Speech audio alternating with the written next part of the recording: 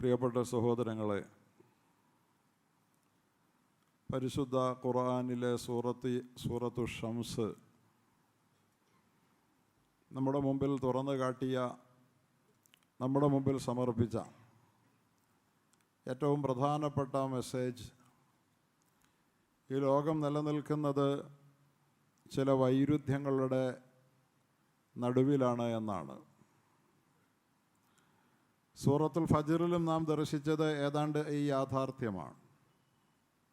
അള്ളാഹു വൈരുദ്ധ്യങ്ങളെ, വ്യത്യസ്തതകളെ, വിരുദ്ധ പ്രകൃതമുള്ള പ്രതിഭാസങ്ങളെ ഈ ലോകത്ത് നിലനിർത്തിയിരിക്കുകയാണ്.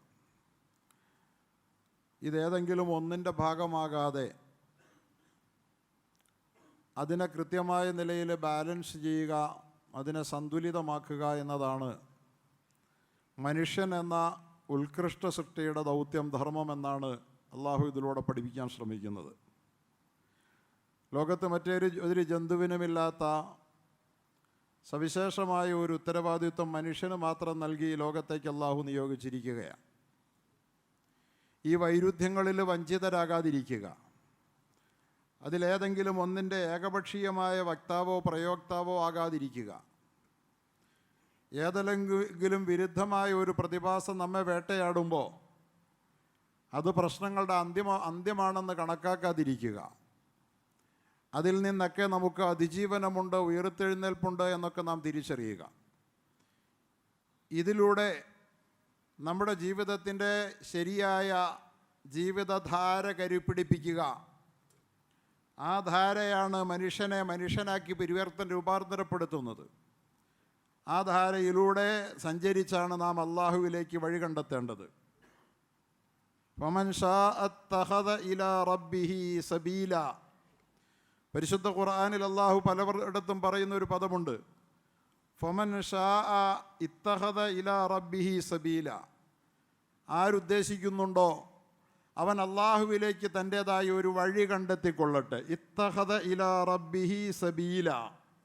അള്ളാഹുവിലേക്ക് എത്തിച്ചേരാനുള്ള വഴി അവൻ കണ്ടെത്തണം. ആരും നമ്മെ അള്ളാഹുവിലേക്കുള്ള വഴിയിലേക്ക് ഉന്തിത്തള്ളി കൊണ്ടുപോയി വിടുകയില്ല. ആരാണോ ആഗ്രഹിക്കുന്നത്, ആരാണോ ഉദ്ദേശിക്കുന്നത്, ഉദ്ദേശപൂർവം തന്നെ, ഫമൻ ശാഅ, ഉദ്ദേശപൂർവം തന്നെ, ബോധപൂർവമായി തന്നെ, ഇത്തഖദ, അവൻ കണ്ടെത്തുക തന്നെ ചെയ്തു കൊള്ളട്ടെ, ഇലാ റബ്ബിഹി സബീല, തൻ്റെ നാഥനിലേക്ക്, തൻ്റെ രക്ഷിതാവിലേക്കുള്ള വഴി.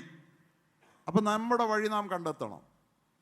ആ വഴിയെ നാം കൃത്യമായ നിലയിൽ തിരിച്ചറിയണം. അല്ലാഹു സുബ്ഹാനഹു വ തആല ഇവിടെ നമ്മളോട് സൂറത്ത് ഷംസിലൂടെ സൂര്യനെയും ചന്ദ്രനെയും രാവിനെയും പകലിനെയും ആകാശത്തെയും ഭൂമിയെയും ഒക്കെ വ്യത്യസ്ത ധർമ്മങ്ങൾ, സ്വഭാവങ്ങൾ നിർവഹിച്ചു കൊണ്ടിരിക്കുന്ന ഈ പ്രതിഭാസങ്ങളെ നമ്മുടെ മുമ്പിൽ സമർപ്പിച്ച് അതിനുശേഷം മനുഷ്യൻ്റെ മനസ്സ് എന്ന് പറയുന്ന ബാഹ്യ യാഥാർത്ഥ്യങ്ങൾക്കപ്പുറത്തേക്ക് നമ്മുടെ ഉള്ളിലുള്ള ആന്തരിക യാഥാർത്ഥ്യങ്ങളിലേക്ക് നമ്മുടെ ശ്രദ്ധയെ ക്ഷണിച്ച് പുറത്ത് വൈരുദ്ധ്യങ്ങളുടെ സംഘർഷമരങ്ങേറും പോലെ അകത്തുമുണ്ട് വൈരുദ്ധ്യങ്ങളുടെ ഏറ്റുമുട്ടലെന്ന് നമ്മെ ഓർമ്മിപ്പിച്ചു. അള്ളാഹു പറഞ്ഞു, ഫഅൽഹമഹാ ഫുജൂറഹാ വതഖ്വാഹാ. അച്ചടക്കത്തിൻ്റെയും അച്ചടക്ക ലംഘനത്തിൻ്റെയുമായ വ്യത്യസ്തമായ ബോധങ്ങളെ അള്ളാഹു തആല മനുഷ്യൻ്റെ ഉള്ളിൽ, അവൻ്റെ മനസ്സിൽ നിക്ഷേപിച്ചിട്ടുണ്ട്. ഖദ് അഫ്ലഹ മൻ സക്കാഹാ വഖദ് ഖാബ മൻ ദസ്സാഹാ. അതിൽ ആരാണോ നന്മയുടെ പക്ഷത്ത്, നന്മയുടെ നാമ്പുകളെ, ഉണർന്നു വരുന്ന നാമ്പുകളെ പരിപോഷിപ്പിച്ച് വളർത്തിയത്, അവൻ വിജയിച്ചു. എന്നാൽ ഉണരുന്ന നന്മയുടെ നാമ്പുകളെ മനസ്സിൻ്റെ നനുത്ത മണ്ണിൽ ചവിട്ടിത്താഴ്ത്തിയതാരാണോ, മനസാക്ഷിയുടെ വിളിക്ക് കാതോർക്കാതെ അതിനെ ആ മണ്ണിൽ ചവിട്ടിത്താഴ്ത്തിയത്, മൻ ദസ്സാഹ, ചവിട്ടിത്താഴ്ത്തിയതാരാണോ, അവൻ പരാജയപ്പെട്ടു. ഇതാണ് പരിശുദ്ധമായ സൂറത്ത് ഷംസ് നമ്മോട് ഇതുവരെ പറഞ്ഞതെങ്കിൽ, ബാഹ്യപ്രപഞ്ചത്തിൽ, മഹാപ്രകൃതിയിൽ നാം കാണുന്ന വൈരുദ്ധ്യങ്ങളെ അള്ളാഹു സൂചിപ്പിച്ചു. അതോടൊപ്പം തന്നെ മനുഷ്യ മനസ്സുകളിൽ അള്ളാഹു സുബ്ഹാനഹു വ തആല മനുഷ്യൻ്റെ മനസ്സുകളിൽ കുടികൊള്ളുന്ന വൈരുദ്ധ്യങ്ങളെ സംബന്ധിച്ച് നമ്മൾക്ക് ഓർമ്മപ്പെടുത്തി. ഇനി അള്ളാഹു നമ്മോട് പറയുകയാണ്, കദ്ദബത് സമൂദ് ബിത്തഖ്വാഹാ ഇദിം ബഅസ അഷ്ഖാഹാ ഫഖാല ലഹും റസൂലുള്ളാഹി നാഖത്തല്ലാഹി വസുഖിയാഹാ ഫകദ്ദബൂഹു ഫഅഖറുഹാ. സഹോദരങ്ങളെ, സമൂഹത്തിലുമുണ്ട് ഈ വിരുദ്ധ ധ്രുവങ്ങൾ. സമൂഹത്തിലുമുണ്ട് നന്മയുടെ പക്ഷങ്ങൾ, അതുപോലെ തന്നെ തിന്മയുടെ പക്ഷം സമൂഹത്തിലുമുണ്ട്. അപ്പോൾ സമൂഹത്തിൽ നമ്മൾ നന്മ മാത്രം പ്രതീക്ഷിക്കരുത്, സമൂഹത്തിൽ തിന്മ മാത്രമേ ഉള്ളൂവെന്ന് നാം ധരിച്ചു വശാവുകയും ചെയ്യരുത്. നന്മയുടെ ഒരു പക്ഷമുണ്ട്, ആ പക്ഷത്തിന് നേതൃത്വം നൽകുന്നത് നബിമാരാണ്, പ്രവാചകന്മാരാണ്. അള്ളാഹു പറയുകയാണ്, കദബത്ത് സമൂദ് ബി തഖ്വാഹ. സമൂദ് ഗോത്രം അവരുടെ തഖ്വ കൊണ്ട്, അവരുടെ ലംഘനം കൊണ്ട്, അവരുടെ അച്ചടക്ക ലംഘനം കൊണ്ട്, അച്ചടക്കത്തെക്കുറിച്ചാണല്ലോ തഖ്വ എന്ന് പറഞ്ഞത്. തഖ്വ എന്ന പദത്തിൻ്റെ വിപരീതമാണ് തഖ്വ. കദബത്ത് സമൂദ് ബി തഖ്വാഹ. തഖ്വ, അച്ചടക്കത്തിൽ ഒതുങ്ങാൻ വിമുഖരായ സമൂദിൻ്റെ ജനത, ഒരു സമൂഹം, അവർ അച്ചടക്കത്തെ ലംഘിച്ചു. മനസ്സിൻ്റെ ഉള്ളറകളിലെ അച്ചടക്ക ബോധങ്ങളെ അതിലംഘിച്ചു. ബിത്തഖ്വാഹ ഇദിം ബഅസ അഷ്ഖാഹ. അവരുടെ കൂട്ടത്തിൽ ഏറ്റവും ഗുരുത്തം കെട്ട ഒരുത്തൻ ഉരുമ്പിട്ടെഴുന്നേറ്റു, ഉരുമ്പിട്ട് വന്നു. ഇദിം ബഅസ അഷ്ഖാഹ. അക്കൂട്ടത്തിൽ ഒരുത്തൻ ഉരുമ്പിട്ടിറങ്ങിയപ്പോൾ ഖിദാർ ബിൻ സാലിഫ് എന്ന് പറയുന്ന ആ കൂട്ടത്തിലെ ഒരു വലിയ പ്രമാണി, പ്രമാണിത്വത്തിൻ്റെ പ്രതിനിധാനങ്ങൾ പലപ്പോഴും സമൂഹത്തിൽ തിന്മയുടെ മൂർത്തികളാണ്. ദൗർഭാഗ്യകരമെന്ന് പറയട്ടെ, മനുഷ്യ സമൂഹം പൊതുവെ പ്രമാണികളെയാണ് പരിഗണിക്കുക. അവരുടെ അധാർമികതയെ പലപ്പോഴും മറച്ചു പിടിക്കാനാണ് നാം ശ്രമിക്കുക. പലപ്പോഴും പ്രവാചകന്മാരുടെ പക്ഷം പ്രമാണികളുടേതാവുകയില്ല, നന്മയുടെ പക്ഷം പ്രമാണിത്വത്തിൻ്റെതാവുകയില്ല, ധർമ്മപക്ഷം ലോകചരിത്രത്തിൽ പ്രമാണിത്വത്തിൻ്റെതായിട്ടില്ല. പലപ്പോഴും പ്രവാചകന്മാർ, അവർക്ക് പിന്നിൽ അണിനിരന്ന ആളുകൾ സമൂഹത്തിലെ സാധാരണക്കാരാണ്. സാധാരണക്കാരുടെ മഹാഭൂരിപക്ഷമാണ് എപ്പോഴും പ്രവാചകന്മാരോടൊപ്പം നിന്നത്. പ്രമാണിയോടൊപ്പം ഒന്ന് ചേർന്ന് നിന്നുകൊണ്ട് ലക്ഷ്യം നേടിക്കളയാമെന്ന് ഒരു വട്ടം പ്രവാചകൻ ആഗ്രഹിച്ച സന്ദർഭം ഖുർആൻ പരിചയപ്പെടുത്തുന്നുണ്ട്. നാട്ടിലെ പ്രമാണിമാരായിരുന്ന വലീദ് ബിൻ മുഗീറ അടക്കമുള്ള മക്കയിലെ ഖുറൈശി പ്രമാണിമാരുമായി അള്ളാഹുവിൻ്റെ പ്രവാചകൻ ഒരു അപ്പോയിൻമെൻറ്റ് നൽകി അവരുമായി ഒരു കൺവെർസേഷൻ നിശ്ചയിച്ചിരുന്ന ഒരു സമയം, ഒരു ചർച്ച നടക്കുന്ന സമയമാണ്. പ്രമാണിമാർക്കിടയിലേക്ക് അപ്പോൾ തന്നെ അള്ളാഹു ഒരു നിശ്ചയം പോലെ അവരിലെ ദുർബല ജനവിഭാഗത്തിൻ്റെ പ്രതിനിധിയായിരുന്ന പാവപ്പെട്ടവരുടെ പ്രതിനിധാനമായ അന്ധനായ ദരിദ്രനായ അബ്ദുല്ലാഹിബിൻ ഉമ്മ മക്തൂം കടന്നു വന്നു, അല്ലെങ്കിൽ അള്ളാഹു പറഞ്ഞു വിട്ടു.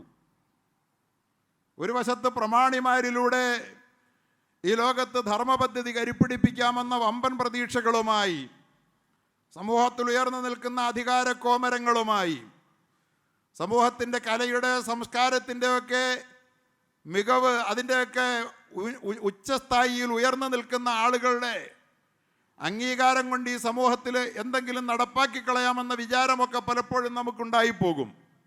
അവരൊന്നും ഈ സമൂഹത്തിന്, ധർമ്മപക്ഷത്തിന് ഒരു സഹായവും ഒരു കാലത്തും ചെയ്യില്ല. ഇത് ഇസ്ലാമിക സമൂഹം എന്നും മനസ്സിലാക്കി വെച്ചേക്കണം. എപ്പോഴും നന്മയുടെ പക്ഷത്ത് സാധുക്കൾക്കാണ് എപ്പോഴും ഇടം. പ്രവാചകന്മാരുടെ ചരിത്രം പറയുന്നിടത്തൊക്കെ അങ്ങനെ പറയുന്നുണ്ട്. ഖാലല്ലദീന സ്തുളഇഫു. ഓരോ പ്രവാചകന്മാരുടെയും കഥ പറയുമ്പോൾ പറയും, അവരിൽ അടിച്ചമർത്തപ്പെട്ടവർ, അവർ പറഞ്ഞു പ്രവാചകന്റെ പക്ഷമാണത്. പക്ഷെ ഖാലൽ മലഉല്ലദീന കഫറു, ആ പ്രവാചകനെ നിഷേധിച്ച സത്യനിഷേധികളുടെ നേതാക്കന്മാരായ മലഉ പറഞ്ഞു. മല എന്ന് പറഞ്ഞാൽ പ്രമാണിമാർ പറഞ്ഞു. ഖുർആൻ ഒരുപാടിടത്ത് നബിമാരുടെ കഥ പറയുമ്പോൾ ഒരു വശത്ത് മലഇനെ പറയും. മല എന്ന് പറഞ്ഞാൽ പ്രമാണി, അവർ നബിമാരുടെ ശത്രുപക്ഷമാണ്. അപ്പുറത്ത് അല്ലാഹു പറയും അല്ലദീന സ്തുളഇഫു, അടിച്ചമർത്തപ്പെട്ടവരെന്ന് അല്ലാഹു പറയും. ആ അടിച്ചമർത്തപ്പെട്ടവർ പ്രവാചകന്മാരോടൊപ്പം നിന്ന സാധുജന വിഭാഗമാണ്. സഹോദരങ്ങളെ, പ്രമാണിത്വത്തിൻ്റെ ഒപ്പം നിന്നുകൊണ്ട്, അധികാരങ്ങൾ പക്ഷത്തെ ചേർത്ത് പിടിച്ചുകൊണ്ട്, അതുപോലെ തന്നെ മറ്റ് പലതിൻ്റെയും പേരിൽ, പണത്തിൻ്റെയോ കലയുടെയോ സാഹിത്യത്തിൻ്റെയോ ഒക്കെ പേരിൽ ഉയർന്നു നിൽക്കുന്ന ആളുകളെ ചേർത്ത് പിടിച്ചുകൊണ്ട്, അവർക്ക് വേണ്ടി ഓശാന പാടിക്കൊണ്ട്, അവരുടെ തിന്മകളുടെ നേരെ കണ്ണടച്ചുകൊണ്ട്, അവരിൽ ഇല്ലാത്ത നന്മകളെ അല്ലെങ്കിൽ ഉള്ളതിനെ തന്നെ ഒരുപാട് അളവിൽ പാടിപ്പുകഴ്ത്തിക്കൊണ്ട് എന്നാൽ നന്മയുടെ പക്ഷം നിൽക്കുന്ന ആളുകളിൽ ഒരു ചെറിയ കുറവ് കണ്ടു കഴിഞ്ഞാൽ ആ കുറവുകളെ പർവ്വതീകരിച്ച് കാട്ടി പണ്ഡിതന്മാർ മൊത്തം ചീത്തയാ, മുസ്ലിയാക്കന്മാരെല്ലാം മോശമാ എന്നൊക്കെ പറഞ്ഞുകൊണ്ട് നന്മയുടെ പക്ഷം നിൽക്കുന്ന, നന്മ പഠിപ്പിക്കുന്ന ആളുകളുടെ കുറവുകൾ മാത്രം പർവ്വതീകരിച്ച് കാട്ടാനും, എന്നാൽ തിന്മയുടെ ഭൂമികളിൽ പാദമുറപ്പിച്ചുകൊണ്ട് തിന്മയുടെ മേച്ചിൽപ്പുറങ്ങളിൽ അഭിരമിച്ചവർ തിന്മയുടെ മേച്ചിൽപ്പുറങ്ങളിലൂടെ സഞ്ചരിക്കുമ്പോൾ അവരിൽ വല്ല നന്മയുമുണ്ടെങ്കിൽ അതെന്തോ മഹാസംഭവമാണെന്ന് പർവ്വതീകരിച്ചുകൊണ്ട് നമ്മുടെ സമൂഹം ഇന്നും പോയിക്കൊണ്ടിരിക്കുക. നമ്മൾ രക്ഷപ്പെടുമെന്ന് കരുതിയിട്ട് ഇല്ല.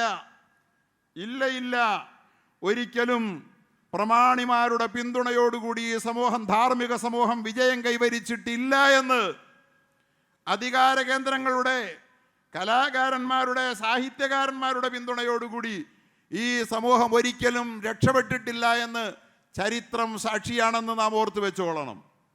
ഞാനിവിടെ പറയുന്നത് സമൂഹത്തിലും എപ്പോഴും പ്രകൃതിയിൽ രാവും വെളിച്ചവും പോലെ, രാവും പകലും പോലെ, ആകാശം ഭൂമി പോലെ, അതുപോലെ തന്നെ സൂര്യൻ ചന്ദ്രൻ എന്ന പോലെ ഉയരുന്ന താഴുന്ന, അല്ലെങ്കിൽ രാവിന് വെളിച്ചം പകരുന്ന, പകലിന് വെളിച്ചം പകരുന്ന, സൂര്യൻ പോലെ ചന്ദ്രൻ പോലെ വ്യത്യസ്തമായ പ്രകൃതങ്ങൾ പ്രതികൃതിയിലുള്ള പോലെ, അതുപോലെ തന്നെ മനുഷ്യൻ്റെ മനസ്സിൽ നന്മയുടെയും തിന്മയുടെയും വ്യത്യസ്തമായ സംഘർഷങ്ങളുടെ വേലിയേറ്റമുള്ളതുപോലെ പ്രകൃതിയിൽ മാത്രമല്ല, വ്യക്തിയിലും മാത്രമല്ല, സമൂഹത്തിലും നന്മയുടെയും തിന്മയുടെയും രണ്ട് ചേരി വളരെ കൃത്യമായ നിലയിൽ ഇടപെടൽ നടത്തിക്കൊണ്ട് എല്ലാ കാലത്തും നിലനിൽക്കുമെന്ന ഓർമ്മ നമുക്കുണ്ടായിരിക്കണം. നമ്മൾ ഏത് ചേരിയോടൊപ്പമാണെന്ന് നോക്കണം. നമുക്കെപ്പോഴും ചേരാനിഷ്ടാരോടാ? പ്രമാണിമാരോടൊപ്പമാണ്. ഇപ്പം രാഷ്ട്രീയത്തിൽ ആരാണോ മേൽക്കൈ അവരോടൊപ്പം നിൽക്കുക. അങ്ങനെയാണല്ലോ ഇപ്പോൾ പലപ്പോഴും പണ്ഡിതന്മാരാണെന്ന് പറയുന്നവർ, മതനേതാക്കന്മാരാണെന്ന് പറയുന്നവർ അധികാരത്തോട് അരുതെന്ന് പറയാൻ അരവാക്ക് പോലും ഉപയോഗിക്കാത്തവരായി പരിണമിക്കുന്നതിൻ്റെ പിന്നിലുള്ളത് എന്താണ്? അധികാരത്തിൽ അടയിരിക്കുന്നവരോട് അവരുടെ അരുതായികളുടെ നേരെ കണ്ണടയ്ക്കാനും അല്ലെങ്കിൽ ഓശാന പാടാനും മാത്രം ശ്രമിക്കുന്നവർ. എന്നിട്ട് അവർ പറയും ഞങ്ങൾ മതത്തിൻ്റെ ആളുകളാണെന്ന്. അവരേത് മതത്തിൻ്റെ ആളുകളാണെന്ന് എനിക്കറിയില്ല. ഏതായാലും പരിശുദ്ധനായ അള്ളാഹുവിൻ്റെ മതത്തിൻ്റെ ആളുകൾ അവരല്ലേ അല്ല. അധികാര കേന്ദ്രങ്ങളുടെ മുഖത്ത് നോക്കി ഗർജിക്കുന്നവരാണ് പ്രവാചകന്മാരും. അൽ ഉലമാ വറസത്തുൽ അംബിയ, പണ്ഡിതന്മാർ പ്രവാചകന്മാരുടെ അനന്തരാവകാശികളാണെന്ന് പറഞ്ഞിട്ടുണ്ടെങ്കിൽ അധികാര കേന്ദ്രങ്ങളുടെ മുഖത്ത് നോക്കി പറയേണ്ടത് പറയുന്നവരാണ് എപ്പോഴും അവർ. അറിയപ്പെട്ട 4 ഇമാമുമാരുണ്ട്. മദ്ഹബിൻ്റെ ഇമാമുമാരെന്നവിടെ അറിയപ്പെടുകയാണ്. ഇസ്ലാമിക ധർമ്മ സംഹിതയെ ഏറ്റവും മനോഹരമായി ഇസ്ലാമിൻ്റെ ഉത്തമ കാലഘട്ടത്തിൽ തന്നെ ക്രോഡീകരിച്ച, മഹാസേവനത്തിന് നേതൃത്വം നൽകാൻ അള്ളാഹു തിരഞ്ഞെടുത്ത മഹാമനീഷികൾ, കമ്പ്യൂട്ടറിനെ വെല്ലുന്ന ബുദ്ധിശക്തിയുടെയും ഓർമ്മശക്തിയുടെയും ഉടമകളായിരുന്നവർ, സനതടക്കം 10 ലക്ഷം ഹദീസുകൾ മനഃപ്പാടമാക്കി വെച്ചിരുന്നവർ, ഒരു ഇസ്ലാമിക കർമ്മശാസ്ത്ര സംഹിതയെ അതിൻ്റെ നാനാവന്മുഖമായ വശങ്ങളെയും സമഗ്രമായി പ്രതിപാദിച്ചുകൊണ്ട് കർമ്മശാസ്ത്രത്തിൻ്റെ വ്യത്യസ്തമായ കർമ്മരൂപങ്ങളെ, കർമ്മശാസ്ത്ര സംഹിതയെ, ഈ ലോകത്ത് മതമീമാംസയെ ഈ ലോകത്ത് രൂപാന്തരപ്പെടുത്തിയ 4 മദ്ഹബിൻ്റെ ഇമാമിങ്ങൾ, ഇമാം അബൂ ഹനീഫ, ഇമാം അഹ്മദ് ബിൻ ഹംബൽ, ഇമാം മാലിക് ബിൻ അനസ്, ഇമാം ഷാഫിഈ അടക്കമുള്ള ഈ 4 മദ്ഹബിൻ്റെ ഇമാമിങ്ങൾ, മദ്ഹബിൻ്റെ ഇമാമിങ്ങളെ ലോകം മാനിക്കുന്നുണ്ട്. ആ മദ്ഹബിൻ്റെ ഇമാമിങ്ങൾ നിലപാടെടുത്തതിൻ്റെ അടിസ്ഥാനത്തിലാണ് മുസ്ലിം ലോകം അവരുടെ ജീവിത വ്യവഹാരങ്ങളിൽ നിലപാടുകൾ സ്വീകരിച്ചു കൊണ്ടിരിക്കുന്നത്. അതിൽ നിന്ന് വ്യത്യസ്തമായി ചിന്തിക്കുന്ന ആളുകൾ പോലും ആ മഹാന്മാരായ ഇമാമിങ്ങളുടെ നിലപാടുകളെ ചോദ്യം ചെയ്തിട്ടില്ല.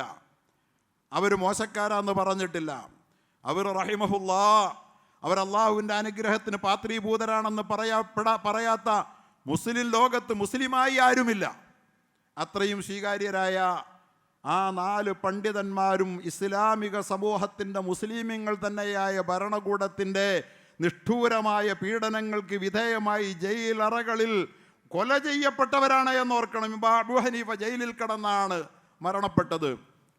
രാജ്യത്തിൻ്റെ അക്രമിയായ ഭരണാധികാരിയുടെ ഗ്രാൻഡ് മുഫ്തിയാകാൻ ആവശ്യപ്പെട്ടപ്പോൾ, ഗ്രാൻഡ് മുഫ്തി സ്ഥാനം ഏറ്റെടുക്കാൻ പറഞ്ഞപ്പോൾ എനിക്കും മനസ്സില്ല എന്ന് മുഖത്ത് നോക്കി ഭരണാധികാരിയോട് പറഞ്ഞ ഒറ്റക്കാരണത്തിൻ്റെ പേരിലാണ് ഇമാം അബൂ ഹനീഫ ജയിലഴികൾക്കുള്ളിലായതെന്ന് മറക്കരുത്. ആരാണ് ഇമാം അബൂ ഹനീഫ? ഇമാം അബൂ ഹനീഫയെ പോലൊരു പണ്ഡിതനെ ഇസ്ലാമിക ലോകം സഹാബാക്കൾക്ക് ശേഷം കണ്ടിട്ടില്ല. മുസ്ലിമായ ഭരണാധികാരിയുടെ മുഖത്ത് നോക്കി നിന്റെ ചീഫ് ജസ്റ്റിസ് സ്ഥാനം ഏറ്റെടുക്കാൻ എനിക്ക് മനസ്സില്ലെന്ന് പറഞ്ഞതുകൊണ്ട്, അധികാരം അവരെ മാടി വിളിക്കാതിരുന്നത് കൊണ്ടല്ല, അധികാരം കിട്ടാതെ പോയതിൻ്റെ കൊതിക്കെറിവ് കൊണ്ട് ഭരണകൂടത്തിൻ്റെ നേരെ കലഹിച്ചതുമല്ല. അധികാരം ചീഫ് ജസ്റ്റിസ് പദവി ഖാദി ഖുലാത്ത് എന്ന സ്ഥാനം ഏറ്റെടുക്കണമെന്ന് ആവശ്യപ്പെട്ടപ്പോൾ അക്രമിയായ നിന്റെ ഭരണകൂടത്തിൻ്റെ ചീഫ് ജസ്റ്റിസ് ആകാൻ എനിക്ക് മനസ്സില്ലെന്ന് പറഞ്ഞു പോയതിൻ്റെ പേരിൽ 100 കണക്കിന് ചാട്ടവാറടികൾ ഏറ്റുവാങ്ങിക്കൊണ്ട് ജയിലിൽ കിടന്ന് മരണപ്പെട്ട മഹാനായ അബൂ ഹനീഫത്തുൽ കൂഫിയുടെ പേരിലാണ് ദശകോടിക്കണക്കിന് മുസ്ലിം ലോകം ഹനഫി മദ്ഹബ് ഇന്ന് ഏറ്റവും കൂടുതൽ ഹനഫി മദ്ഹബ. ആ മദ്ഹബിനെ പിന്തുടരുന്ന അദ്ദേഹത്തിൻ്റെ മദ്ഹബാണ്, നിലപാടുകളാണ്. ഖുർആനിൻ്റെയും ഹദീസിൽ നിന്ന് നിർദ്ധാരണം ചെയ്തെടുത്ത ആ മദ്ഹബിനെ അംഗീകരിക്കാത്തവർ പോലും, ഇമാം ഷാഫി വേറൊരു മദ്ഹബ് ഉണ്ടാക്കിയ ആളാണ്. പക്ഷേ ഇമാം അബൂ ഹനീഫയുടെ ഖബറിങ്കിൽ പോയി സിയാറത്ത് ചെയ്തപ്പോൾ അവിടെ വെച്ച് അദ്ദേഹത്തിന് സുബ്ഹി നമസ്കരിക്കേണ്ടി വന്നപ്പോൾ ഖുനൂത്ത് ഓതാൻ അദ്ദേഹം മടിച്ചു. കാരണം ഇത്രയും മഹാനായ ഒരു പണ്ഡിതൻ്റെ മുമ്പിൽ ഞാൻ എൻ്റെ ഖുനൂത്ത് ഓതണമെന്നുള്ള നിലപാട്, അദ്ദേഹത്തിൻ്റെ നിലപാട് അത് വേണ്ട എന്നാണ്. ആ നിലപാടിനെ മറികടന്നുകൊണ്ട് ഇദ്ദേഹത്തിൻ്റെ സാന്നിധ്യത്തിൽ ഞാൻ എൻ്റെ സ്വന്തം നിലപാടനുസരിച്ച് അമൽ ചെയ്യുന്നത് അപമര്യാദയാണ്, ഞാനതിന് തയ്യാറല്ലെന്ന് പറഞ്ഞ പരസ്പരം ആദരിച്ചിരുന്ന മഹാന്മാർ. ഇമാം അഹ്മദ് ബിൻ ഹംബൽ മുസ്ലിം ഭരണാധികാരികൾ ക്രൂരമായ നിലയിൽ കൊല ചെയ്യപ്പെട്ടയാളാണ്. 4 മദ്ഹബിൻ്റെ ഇമാമിങ്ങളാ ഞങ്ങളെന്നും പറഞ്ഞ് മേനി നടിച്ച് ഞങ്ങളും മദ്ഹബിൻ്റെ ഒത്താക്കന്മാരാന്നും പറഞ്ഞ് നടക്കുന്ന കുറേ ആളുകളുണ്ട് ഇവിടെ. ഇവനൊക്കെ വാസ്തവത്തിൽ മഹാന്മാരായ ഇമാമിങ്ങൾ നമ്മെ പഠിപ്പിച്ചത് എന്താന്ന് മനസ്സിലാക്കിയോ? ഉലമാഉന ഫുഖഹാഉന കശ്ശാഫിഈ വനഹ്വിഹിം ഫുഖഹാഉന കശ്ശാഫിഈ വനഹ്വിഹിം കാനൂ അലാ 6 ഖിസാലിൻ കുമ്മല. നമ്മുടെ ഫുഖഹാക്കൾ ഷാഫിഈയെ പോലെ മറ്റുള്ളവരെയും പോലുള്ള 4 മദ്ഹബിൻ്റെ ഇമാമുകളും കാനൂ അലാ 6 ഖിസാലിൻ കുമ്മല, 6 കാര്യങ്ങളിൽ തികവുറ്റവരായിരുന്നു. സുഹുദുൻ സലാഉൻ വൽ ഇബാദത്തു റബ്ബിഹിം വഉലൂമു ഉഖ്ബാ നാഫിഅത്തിൽ മലാ. സുഹുദായിരുന്നു ഒന്നാമത്തേത്. ഭൗതികമായ സ്ഥാനമാനങ്ങളോടുള്ള പരിത്യാഗബോധമാണ്. പണം വേണ്ട, പദവി വേണ്ട, പ്രതാപം വേണ്ട, അത് വലിച്ചെറിഞ്ഞുകൊണ്ട് നീതിക്കും ധർമ്മത്തിനും വേണ്ടിയാണ് അവർ നിലകൊണ്ടത്. സലാഹുൻ, പിന്നെ അവർ സ്വാലിഹീങ്ങളായിരുന്നു. സലാഹിയത്താണ് അവരുടെ ഗുണം. വൽ ഇബാദത്തു റബ്ബിഹിം, രാത്രികളിൽ അള്ളാഹുവിൻ്റെ മുമ്പിൽ അവർ ആരാധനാ നിമഗ്നരായി കാലിൽ നീര് കെട്ടുന്ന വിധം നിന്ന് നമസ്കരിച്ചിരുന്നു അവർ. റമദാൻ മാസത്തിൽ 60 ഖത്തം പാരായണം ചെയ്തിരുന്നു ഇമാം അബൂ ഹനീഫ. ഇമാം ഷാഫിഈ 30 ഖത്തം പാരായണം ചെയ്തിരുന്നു. വൽ ഇബാദത്തു റബ്ബിഹിം വഉലൂമു ഉഖ്ബാ നാഫിഅത്തിൽ മലാ ഫുഖഹാഉന ഖത്തബഉ ഫീ ഫിഖ്ഹിം. പക്ഷെ നമ്മുടെ ഫുഖഹാക്കൾ എന്ന് അവകാശപ്പെടുന്നവർ അവരുടെ കർമ്മശാസ്ത്രത്തെ മാത്രമാണ് പിന്തുടർന്നത്. അവരുടെ സുഹുദിനെ പിന്തുടർന്നില്ല, അവരുടെ സലാഹിയത്തിനെ പിന്തുടർന്നില്ല എന്നാരാ പറയുന്നേ? മലയാളക്കര കണ്ട ഏറ്റവും മഹാനായ പണ്ഡിതൻ സൈനുദ്ദീൻ മഖ്ദൂം റഹിമഹുല്ലാ. ഇസ്ലാമിക കേരളീയ സുന്നി സമൂഹത്തിൻ്റെ ആദർശ പിതാവായി വാഴ്ത്തപ്പെടുന്ന മഹാനായ സൈനുദ്ദീൻ മഖ്ദൂം റഹിമഹുല്ലാ തൻ്റെ അദ്ഖിയ എന്ന ആത്മസംസ്കരണ പ്രധാനമായ ആ കാവ്യഗ്രന്ഥത്തിൽ നമ്മെ പരിചയപ്പെടുത്തിയത് ഇങ്ങനെയാ: ഒത്താശ പാടുക, അധികാര കേന്ദ്രങ്ങൾക്കൊപ്പം നിന്നുകൊണ്ട് പട്ടവും പദവിയും നേടിയെടുക്കുക എന്നുള്ളത് അള്ളാഹുവിനെ ഭയപ്പെടുന്ന പണ്ഡിതന്മാർക്ക് ധർമ്മപക്ഷത്തിന് പറഞ്ഞിട്ടുള്ള പണിയല്ല എന്ന് പഠിപ്പിച്ച മഹാന്മാരുടെ പേരിൽ, ആ മദ്ഹബിൻ്റെ പേരിൽ ആണയിടുകയും എന്നിട്ട് മദ്ഹബിൻ്റെ മതവിധികൾ പ്രഖ്യാപിക്കുന്ന മുഫ്തിമാരാണെന്ന് പോലും പറയുകയും ചെയ്തിട്ട് അധികാര കേന്ദ്രങ്ങൾക്ക് മുമ്പിൽ ഓച്ചാനിച്ച് നിൽക്കുന്നവൻ ഇസ്ലാമിൻ്റെ പണ്ഡിതന്മാരല്ല, പ്രവാചകന്മാരുടെ പാരമ്പര്യത്തിൻ്റെ പരിസരത്തെത്താൻ അവറ്റകൾക്ക് അവകാശമില്ല എന്ന് നമ്മൾ ഓരോരുത്തരും തിരിച്ചറിഞ്ഞില്ലെങ്കിൽ, അവരൊക്കെ അധികാരത്തിൻ്റെ പിന്തുണയോടുകൂടി വലിയ വലിയ പദവികളിൽ പ്രതിഷ്ഠിക്കപ്പെടുമ്പോൾ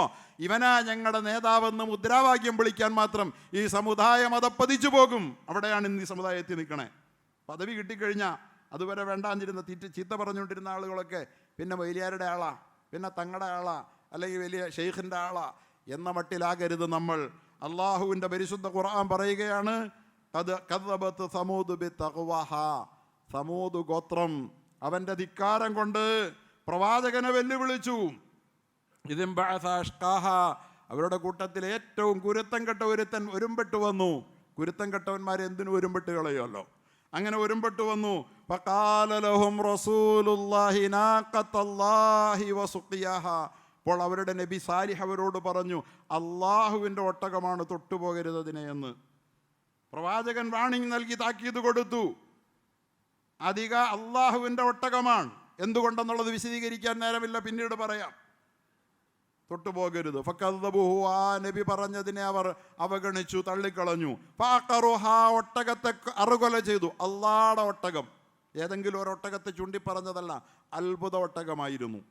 ആ ഒട്ടകത്തെ ചൂണ്ടി, പക്ഷേ ആ ഒട്ടകത്തെ അറുക്കാൻ അവർ മടിച്ചില്ല. ഫദംദമ അലൈഹിം റബ്ബുഹും ബിദംബിഹിം ഫസവ്വാഹ, അല്ലാഹു തആല അവരുടെ മേൽ ഒന്നിനു പുറകെ ഒന്നായി ശിക്ഷകൾ ചൊരിഞ്ഞുകൊണ്ടിരുന്നു. അങ്ങനെ അല്ലാഹു തആല ഫസവ്വാഹ, നേരത്തെ അള്ളാഹു മനസ്സിനെ സവ്വാ, ബാലൻസ് ചെയ്തു എന്ന് പറഞ്ഞതുപോലെ ധർമ്മ അധർമ്മങ്ങൾക്കിടയിൽ ആടിയുലയുന്ന സാമൂഹിക സംവിധാനത്തെ അള്ളാഹു തസ്വിയ ചെയ്തു, ബാലൻസ് ചെയ്തു.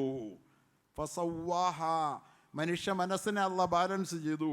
ഇവിടെ സമൂഹത്തിൽ അധർമ്മം പടർത്തുന്ന ഈ തിന്മയുടെ ശക്തികളെ തകർത്ത് തരിപ്പണമാക്കിക്കൊണ്ട് ധർമ്മപക്ഷത്തെ അള്ളാഹു താല സമൂഹത്തിൽ നിലനിർത്തി കൊടുത്തു. ഫസവ്വാഹ, അവിടെയും അള്ളാഹുവിൻ്റെ ബാലൻസിങ് പ്രക്രിയയ്ക്ക് കൃത്യമായ നിലയിൽ അള്ളാഹു താല ഏർപ്പാട് ചെയ്തു, നേതൃത്വം കൊടുത്തു. അള്ളാഹ് പറയുകയാണ്, വലാ യഖാഫു ഉഖ്ബാഹ, അള്ളാഹു അങ്ങനെ ഒരു ഇടപെടൽ നടത്തുമ്പോൾ പ്രത്യാഘാതങ്ങളെ ഒട്ടും ഭയക്കുന്നവനല്ല.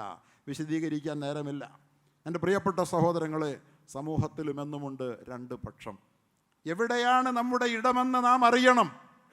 നമുക്കെന്തെങ്കിലും റോളുണ്ടോ ഈ സമൂഹത്തിൽ? അല്ലാഹ് തന്ന ഈ ഭൂമിയുടെ ഉപരിതലത്തിൽ നാം ജീവിച്ച് ചവിട്ടി നടന്ന് അള്ളാഹുവിൻ്റെ വായു ശ്വസിച്ച് അള്ളാഹുടെ വെള്ളം കുടിച്ച് അള്ളാഹുവിൻ്റെ അന്നം ഭുജിച്ച് ഈ ലോകത്ത് മൃഗങ്ങളെപ്പോലെ നാം അങ്ങ് കടന്നു കളയാമെന്നാണോ കരുതുന്നതെന്നാണ് ഈ ചോദ്യത്തിൻ്റെ അർത്ഥം. അതുകൊണ്ട് എൻ്റെ പ്രിയപ്പെട്ട സഹോദരങ്ങളെ, അധികാര കേന്ദ്രത്തിൻ്റെ അപകടകരമായ ഇടപെടലുകൾ ലോകചരിത്രത്തിൽ ഒരുപാട് നാം ദർശിച്ചിട്ടുണ്ട്. ഇന്നും നമ്മുടെ രാജ്യത്തും അത് തന്നെയാണ് നടന്നുകൊണ്ടിരിക്കുന്നത്. നമ്മുടെ വടക്ക് കിഴക്കൻ ഇന്ത്യയിൽ ഇന്ന് ഹിന്ദുത്വയുടെ പരീക്ഷണശാലയായി ആസാം എന്ന് പറയുന്ന സംസ്ഥാനം മാറിയിട്ട് കുറേ കാലമായി.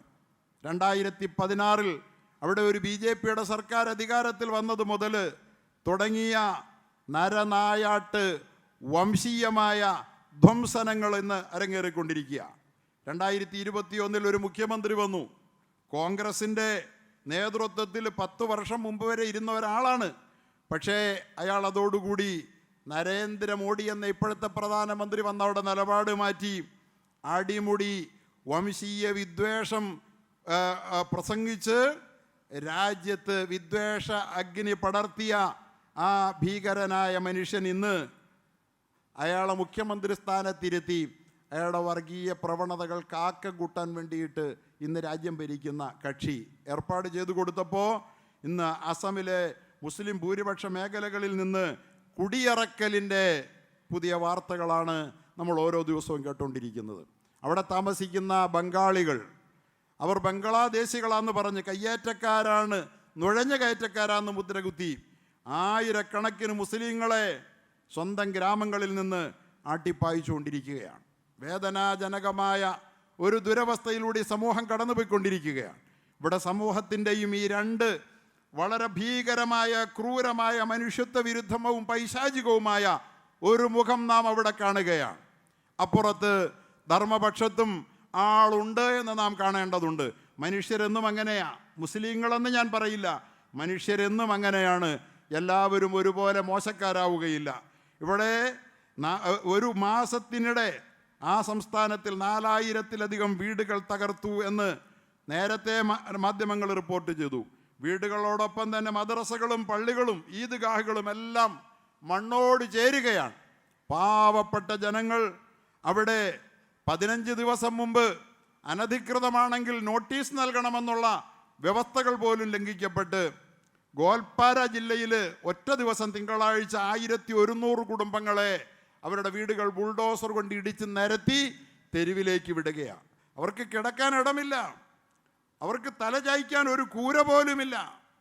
അവർ മൈതാനങ്ങളിൽ ഒന്ന് കിടക്കാൻ ഇടമില്ല, മുട്ടുകാൽ കുത്തിപ്പിടിച്ചോ ഒന്നിച്ചു കൂട്ടിയിടിക്കുന്ന വിധത്തിൽ അവരിങ്ങനെ ഇരിക്കുക മാത്രമാണ്. ഒരു മൈതാനം നിറയെ മലമൂത്ര വിസർജനത്തിനിടമില്ല, കഴിക്കാൻ ഭക്ഷണമില്ല.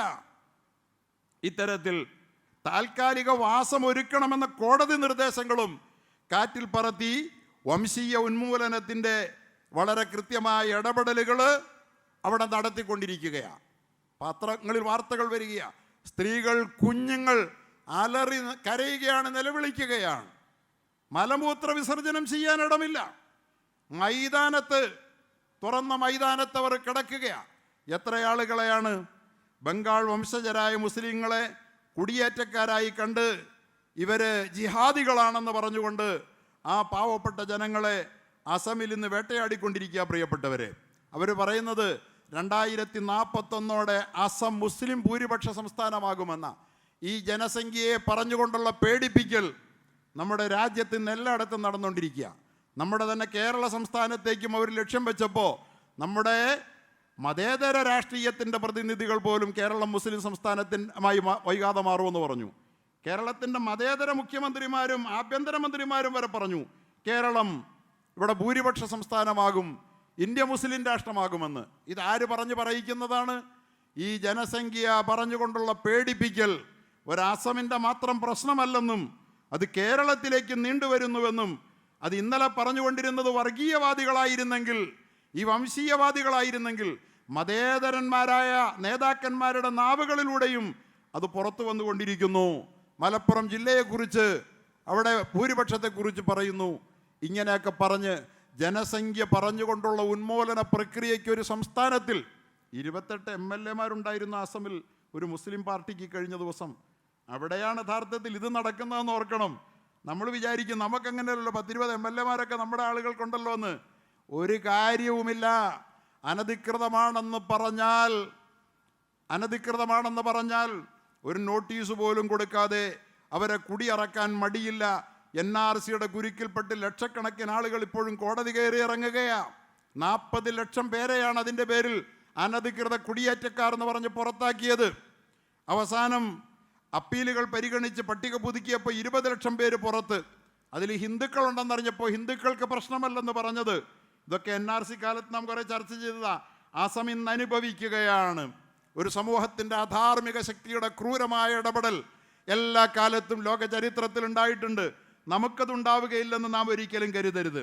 പ്രകൃതിയിൽ സൂര്യനും ചന്ദ്രനും എന്ന പോലെ മനുഷ്യ മനസ്സുകളിൽ ധർമാധർമ്മങ്ങളുടെ വിവേചന പോരാട്ടം എന്ന പോലെ സമൂഹത്തിൻ്റെ ധാർമ്മികതയിൽ അക്രമികളുടെ പൈശാചിക ശക്തികളുടെ ഫറോവമാരുടെ ഒരു പക്ഷവും മറുഭാഗത്ത് അതിനെ പ്രതിരോധിക്കുന്നവരുടെ മറുപക്ഷവും സമൂഹത്തിൽ എപ്പോഴും ഉണ്ടാകും.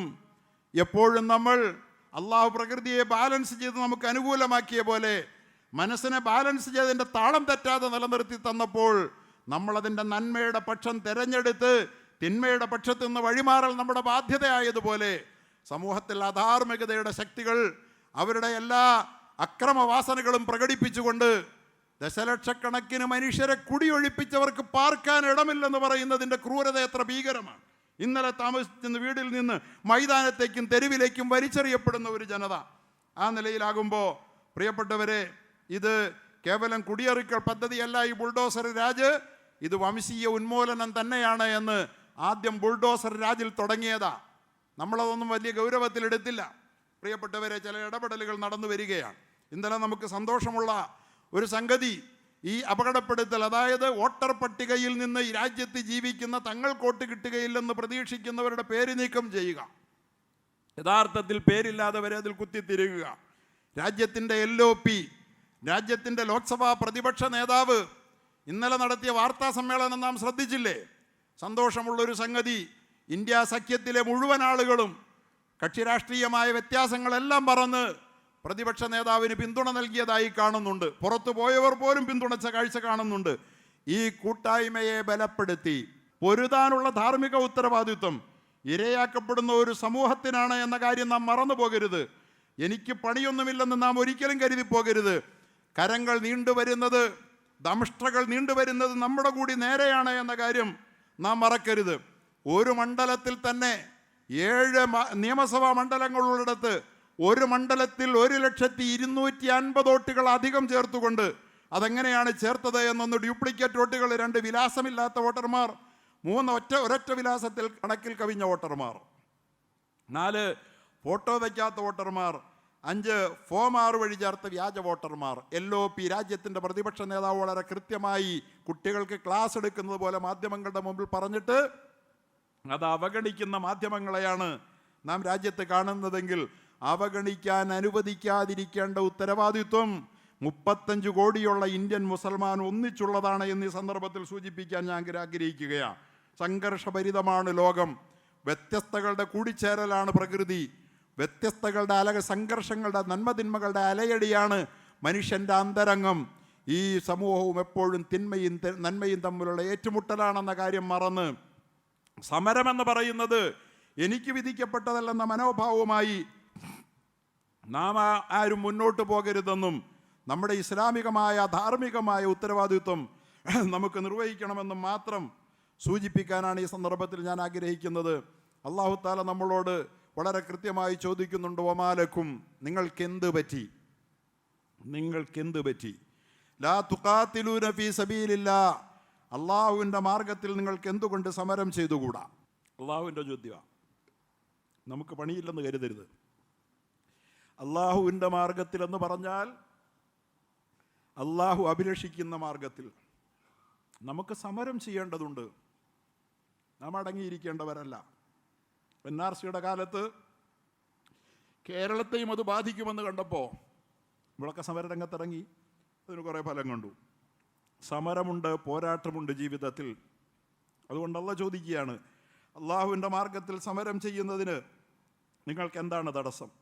വൽ മുസ്തദഅഫീന മിനർ റിജാലി വന്നിസാഇ വൽ വിൽദാൻ അല്ലദീന യഖൂലൂന റബ്ബനാ അഖ്രിജ്നാ മിൻ ഹാദിഹിൽ ഖറിയത്തി ളാലിമി അഹ്ലുഹാ, ഞങ്ങളുടെ രക്ഷിതാവേ, അക്രമികളായ ആളുകൾ അധിവസിക്കുന്ന ഈ നാട്ടിൽ നിന്ന് ഞങ്ങളെ നീ മോചിപ്പിക്കുകയും നിന്റെ വകയായി ഒരു രക്ഷാധികാരിയെയും സഹായിയെയും ഞങ്ങൾക്ക് നീ നിശ്ചയിതരികയും ചെയ്യണമേ എന്ന് പ്രാർത്ഥിച്ചുകൊണ്ടിരിക്കുന്ന മർദ്ദിച്ചൊടുക്കപ്പെട്ട പുരുഷന്മാർക്കും സ്ത്രീകൾക്കും കുട്ടികൾക്കും വേണ്ടിയും നിങ്ങൾക്കെന്തുകൊണ്ട് സമരം ചെയ്തുകൂടാ എന്നത് അള്ളാഹുവിൻ്റെ ഖുർആൻ്റെ ആഹ്വാനമാണ്.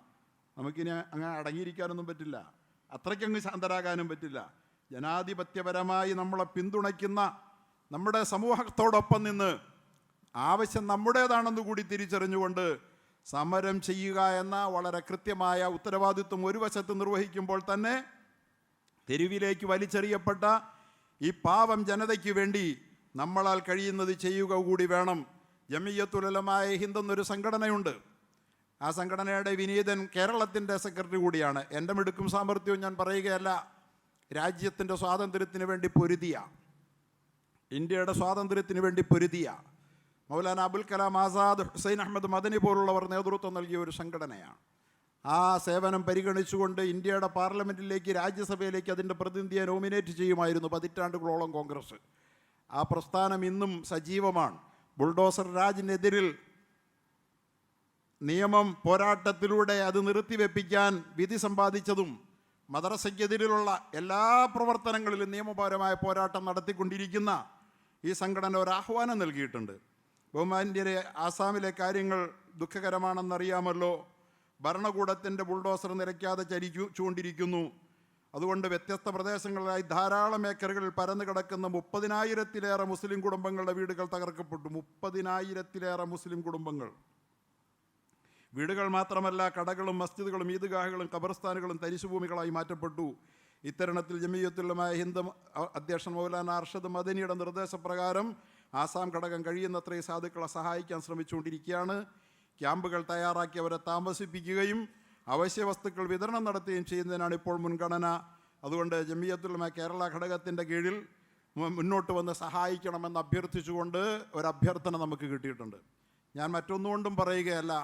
ഇന്ന് ഇന്ത്യയിലെ ഇത്തരം പ്രശ്നങ്ങളിൽ ഏറ്റവും കൂടുതൽ മുന്നിൽ നിന്ന് പ്രവർത്തിക്കുന്ന സംഘടനകളിൽ ഒന്നാണെന്നതുകൊണ്ട് അവർക്ക് വേണ്ടി തമ്പുകൾ കെട്ടി അവരെ അതൊരു കൂരയുണ്ടാക്കി കൊടുക്കാൻ അവർ ശ്രമിച്ചുകൊണ്ടിരിക്കുന്നു. ആവുന്നത്ര സൗകര്യങ്ങൾ. പക്ഷേ നമ്മുടെ പിന്തുണയും സഹായവും സഹകരണവും അനിവാര്യമാണ്.